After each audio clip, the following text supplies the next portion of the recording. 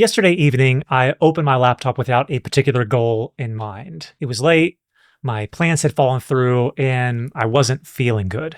So it started off with deciding to tackle something that's been hanging over me for months, trying to fix my Roland keyboard.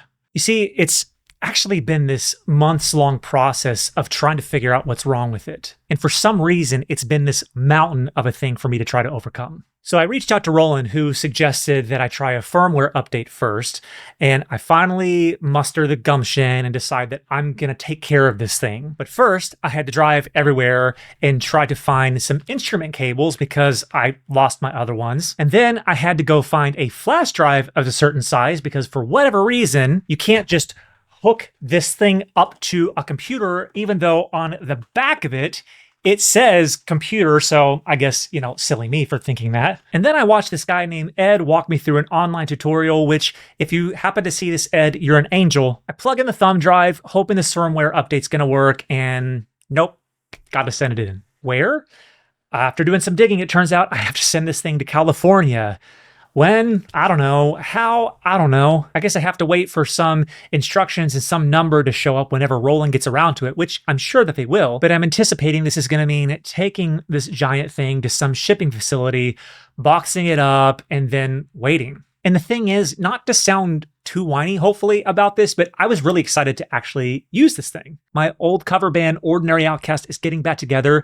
Some of my fondest memories were with these guys, and I'm playing the synths, the keyboard this time around. And for fuller context, I haven't really touched an instrument in the past several months.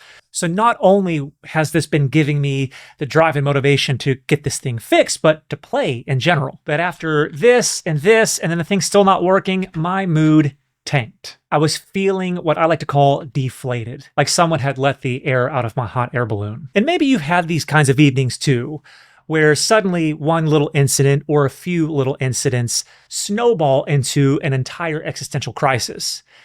And that was me. At first, I tried to focus on a few positive things and not just focus on the negative. My book recently launched. I recently had the opportunity to help at a fundraiser with Operation Smile. Work is going well.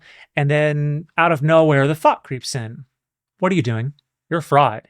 You're an idiot. You're irresponsible. You see, secretly, I've been nervous about this thing being out there. What will people think?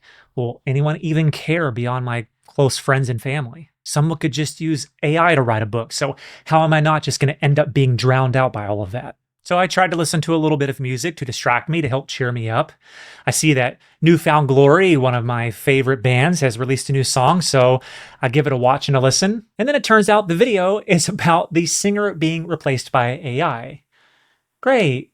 So then when I look for something else to watch, my panel on the right is just filled with the latest gloom and doom headlines that reminds us we're living under a fascist regime. So cool. And that's when I caught myself. My brain was trying to take shortcuts, find distractions, quick fixes, instead of realizing I was pushing myself too hard. I was holding myself to unrealistic standards and not listening to my emotions. What I was feeling wasn't about the keyboard alone. I was feeling a combination of exhaustion, frustration, and futility.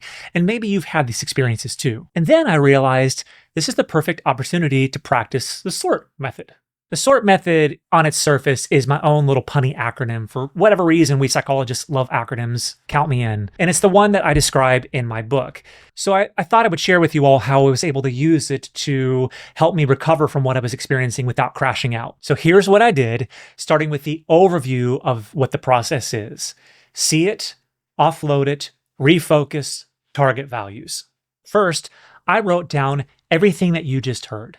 You see, I wasn't focused on writing a script first. I didn't even know that I was going to make this into a script. I was just trying to get my thoughts down onto paper or a screen in this instance. Believe it or not, studies show that labeling emotions, a process called affect labeling, can help calm the amygdala, which is the brain's threat center. And that's exactly what happened for me. Just the act of getting what I was feeling down where I could see it provided some initial relief. Next, I worked on letting go of my need to fix the keyboard right now. I reminded myself there are other things that I could be doing. Think of when you're playing a video game and you start losing and your brain goes, oh, this game is stupid. Well, what our brains might be trying to do is help us realize the video game is optional. It's not all that important and you can choose to disengage with it. So realizing that I could disengage with the keyboard stopped it from pulling me down even further. And then because I didn't want this to become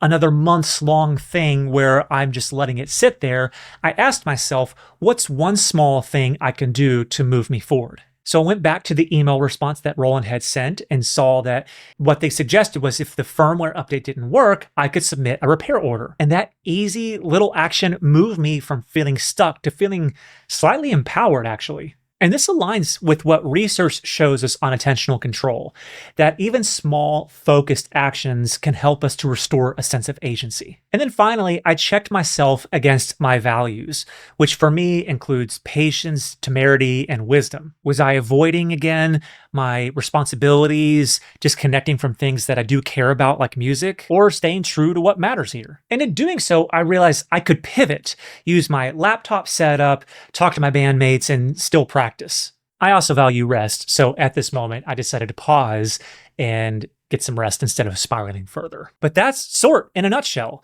See it, offload it, refocus, target values. It helps you to listen to your body, figure out what you need to disengage with, but also figure out how you can still move forward so you're not just avoiding things. And for me, it turned a night of frustration into an opportunity for clarity and forward movement. For you, it might help you when your mind feels cluttered, when you feel overwhelmed, and maybe like the world is so heavy and there's nothing you can do about it. Sometimes the best thing that you can do is to take care of yourself. And for a moment of opportunity for a shameless self-plug, this is exactly what I cover in my book, which I've linked below, so check it out if you feel so inclined. And with some Ordinary Outcast rehearsals coming up, I know I'll be just fine, even if my keyboard takes the scenic route through California first.